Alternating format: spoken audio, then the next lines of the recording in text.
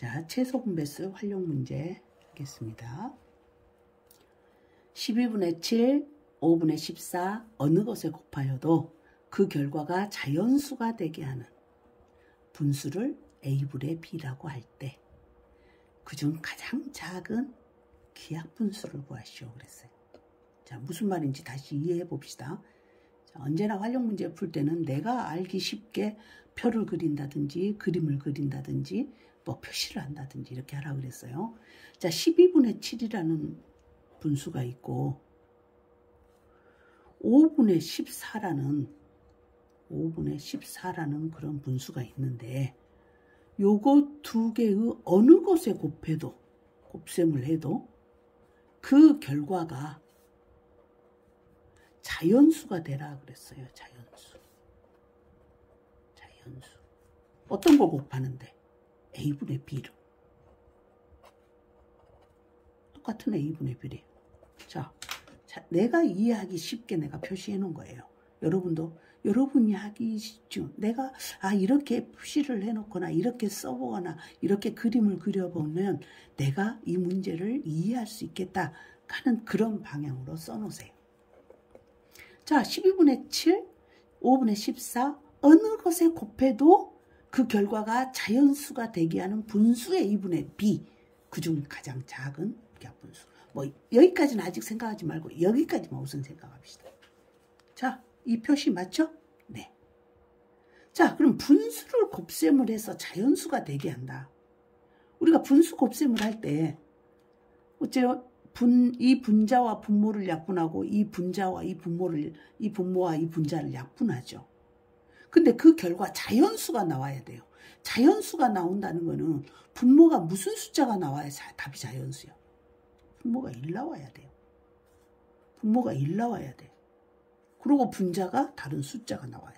그래야 답이 자연수예요.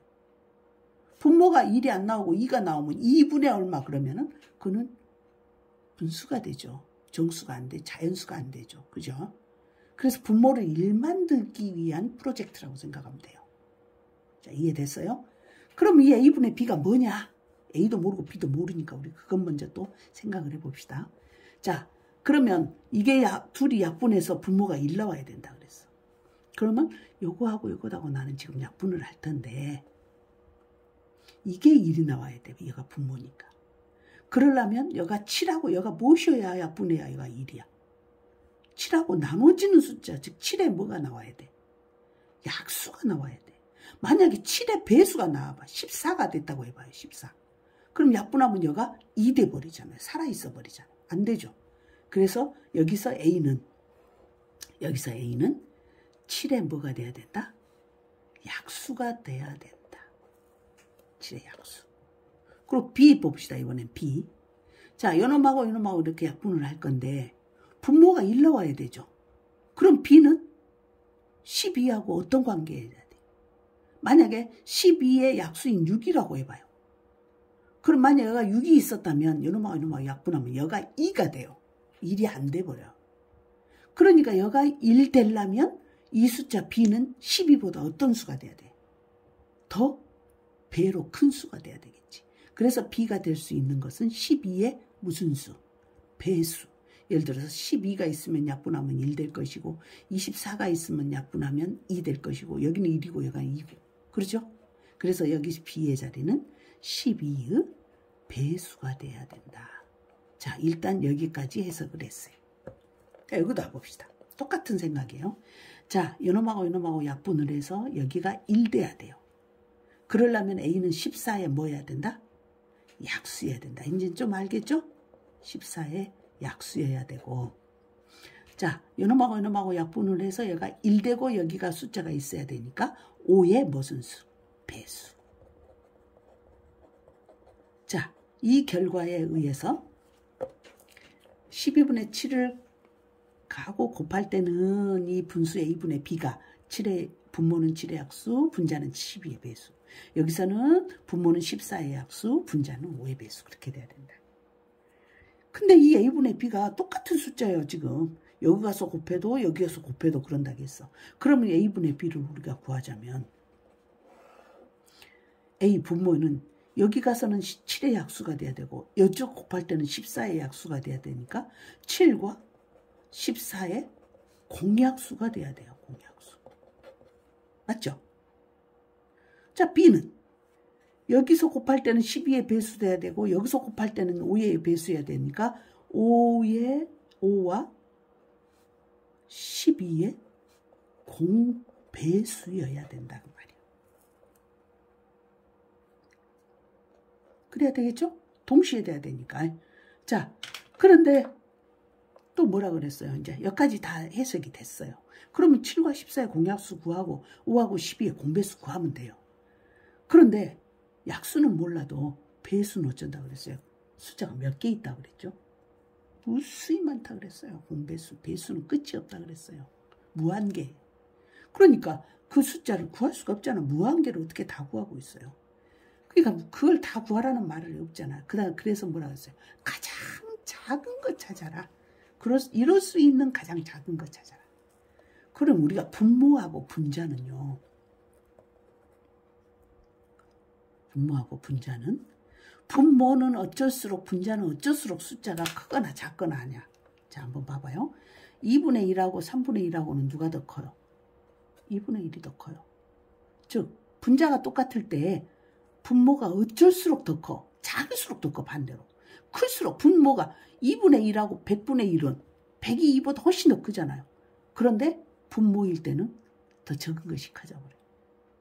그러니까 작으려면, 가장 작으려면 분모가 되도록이면 어찌해야 되겠어? 커야 되겠지. 그러니까 공약수 중에서 제일 큰 거 찾아야 돼. 최대 공약수. 근데 반대로 분자 한번 봐볼게요. 자, 분자는 12분의 2가 있고 12분의 11이 있다고 봅시다. 누가 더 클까요? 자, 이번 분모가 똑같아요. 그럼 분자가 누가 더 커요? 큰 것이 더 커요. 작은 것이 더 작고. 그러니까 분모가 똑같았을 때는, 정해져 있을 때는 분자가 작아야 가장 작은 것이 돼요. 배수 중에서 어쩐 거? 가장 작은 거. 그래서 분모는 되도록 제일 큰 거 찾아야 되고 분자는 그중 제일 작은 거 찾아야 되고. 그래서 결론적으로 우리가 여기까지 설계를 하니까 분모는 7과 14의 최대 공약수여야 되고 분자는 5와 12의 최소 공배수여야 되구나. 그렇게 알아요. 근데 선생님 어쩔 때는요. 공배수 중에서 제일 작은 것 구하고 어쩔 때는 큰 것 구하고 그러죠. 그런 걱정 마세요. 최대 공배수라는 말은 없어요. 또 최소 공약수라는 숫자도 그것도 아니에요. 알겠어요? 오로지 공약수는 최대 공약수가 의미가 있는 것이고 공배수는 제일 작은 게 공배수. 왜? 공통인 약수는 공약수는 저 앞에서 뭐라고 배웠냐면 최대 공약수의 약수이다 그랬어요. 공약수들을 구해놓으면 거기서 제일 매력 있는 게 제일 큰 거예요. 또 공배수는 구해놓으면 공배수는 최소 공배수의 배수이다 그런 말이 있잖아요. 그 공배수들을 써놓으면 그 중에서 제일 매력 있는 건 제일 작은 거예요. 그래서 최소 공배수, 최대 공약수라는 말만 있지 최소 공약수나 최대 공배수는 없어. 알겠죠? 그러니까 헷갈릴 건 없어요. 자, 먼저 7과 14의 최대 공약수가 합시다. 7과 14의 최대 공약수. 7로 나눠지네요. 7인 7, 7이 14. 최대 공약수니까 이 7이 최대 공약수죠. 그 다음 5와 12의 최소 공배수. 최소 공배수 안 나눠지죠. 나눠지는 게 없어요. 그러면 이는 결국 둘이 곱한 60이 최소 공배수가 되죠. 그래서 그 답은 7분의 60이라는 그런 분수가 답이 됩니다. 자, 선생님 설명은 길었어요. 왜냐면 설명해야 되니까. 그런데 여러분이 생각할 때는 이제 한 2-3개 정도 거의 비슷한 문제, 숫자만 다른 이런 유형의 문제를 한 3문제 정도 풀어보고 나면 이 문제는 그냥 뭐 이렇게 시간 오래 걸릴 필요 없이 바로 이렇게 생각을 해낼 수 있겠구나 하고 문제가 풀이가 됩니다. 되니까 선생님이 풀어준 이 문제를 요놈 하나 들어보고 끝내지 마시고 문제집에서 또 숫자가 다른 문제를 두세 개만 더 풀어보면 여러분 실력이 쑥쑥 올라갈 겁니다. 수고하셨어요.